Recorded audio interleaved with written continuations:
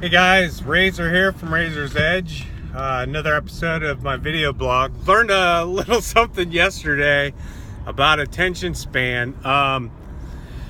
Welcome to the age of the short attention span. I should have got to the point quicker because a few people thought that my blog about the developers and the community was a rant for real against them. I almost became the troll.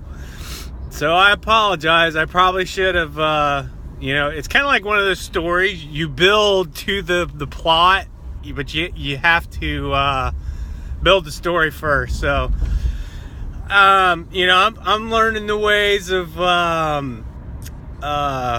telling a story in today's modern age where people don't watch from start to finish. You got to grab them in the beginning.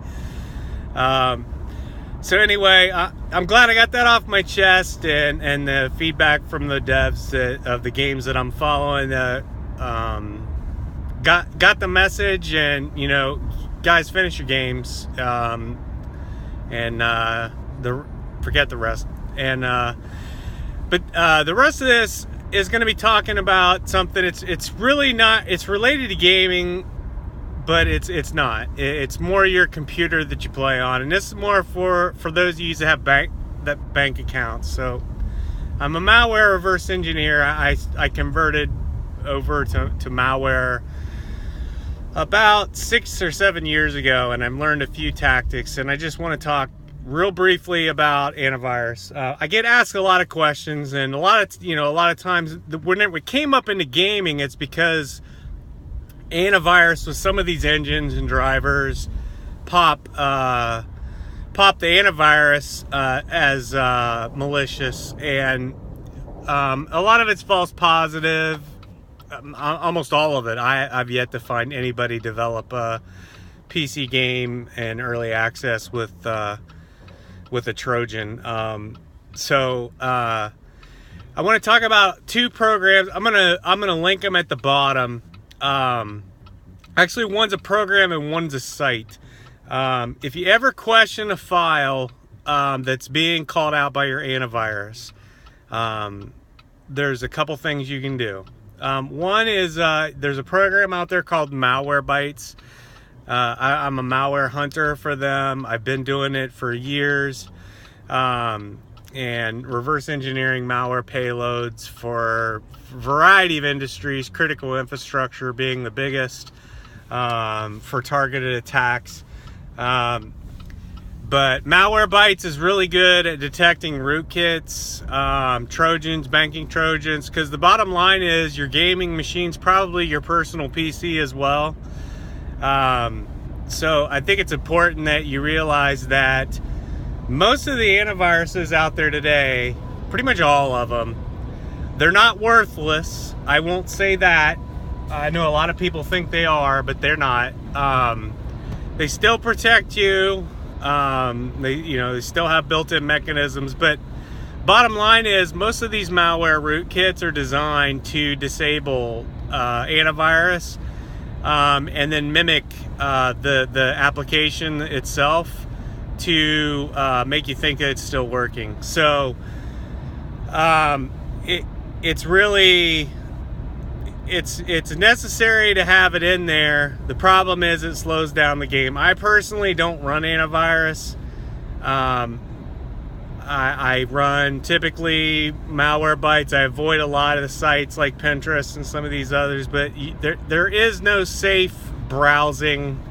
Iframes can be anywhere to lead to a URL that's going to hit a payload. So you just have to be aware of that. So I definitely would run Malwarebytes periodically. The second site is if you have a file. So say your antivirus calls out a file in your Steam folder for a particular game. There's a site called VirusTotal. I also did a lot of malware reporting on there and was heavily involved into the malware community. But you can actually upload that file into the engine, and it will come back with a community score. what it does is it actually takes every antivirus, and there's probably 50 or 60 in the list, and it will actually run through all of their signature databases and tell you which ones are detecting. Some of the antivirus are more aggressive than others. So you can actually get a full report. It'll tell you all the information, probably a lot more than you understand.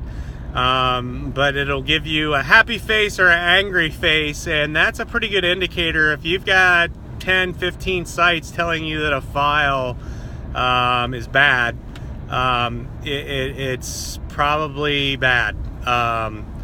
So having said that, a couple techniques. So another application. For one, do not trust antivirus or Malwarebytes malware removal. I can't stress that enough. Malware will typically install persistence in your boot sector. So even if you format your drive, if you format your drive, reinstall Windows, with a lot of these malware rootkits, you're still infected. It's basically in the boot sector, and the only way to remove that is to blow away what's called the master boot record. And that's typically not talked about. But when you do the install with Windows, you don't have to do it manually from the DOS prompt. It's actually built into the install. You just blow away the partition and then reset it to the full size. For you laptop owners that have the pre-install, you need to be careful with that, because typically they have a second sector built in that's hidden for your reinstall, for restall to factory. So those are just a couple tidbits to remember. The second thing that I use is Acronis.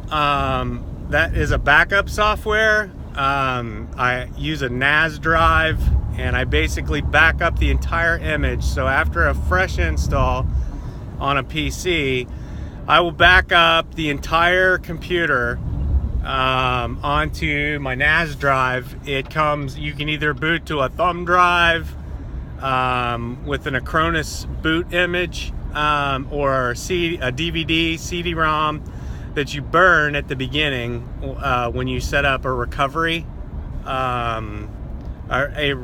device, and it will actually, when you put the device in, it will go out, it will find your backup. Sometimes you have to point it to the directory if it's on a NAS drive or a network drive. It'll grab your image and reinstall your PC completely back to what it was when you set it up with Windows with a fresh install. Periodically, I will do this just because I can. It gets rid of a lot of registry key entries, a lot of, because if you go out with these Clean My PCs and some of these others, I mean, there are some legitimate registry cleaners, but a lot of times they're not very effective. It's just better to start with a brand new image. You remember how fast Windows was when you first installed it? And it's like, wow, this is fast. And then like a year, 6 months later, your machine's running like a dog. It's because all the registry keys, a lot of that stuff gets left over. It's still in the registry. It's still getting loaded even though you deleted the application. So those are the key things. Is basically it's just PC hygiene. Do not trust malware removal. I'll tell you 9 times out of 10, a real banking Trojan is not going to be removed. We're not even going to go down the line of CryptoLocker and things like that. But when you're out there and you're dealing with mods, some of the sites that they're hosted on, they're malware havens. I mean, you're typically putting yourself at a lot of risk. And if you're doing banking and personal things on your PC, you're really exposing yourself. And I hate to see people lose money. We're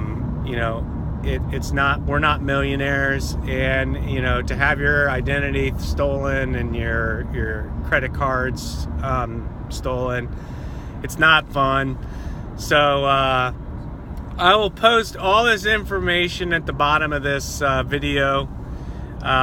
Feel free to ping me if you have any questions on anything. I'm not going to remove the malware for you, but I can definitely give you the instructions on how to install these applications and get all this set up.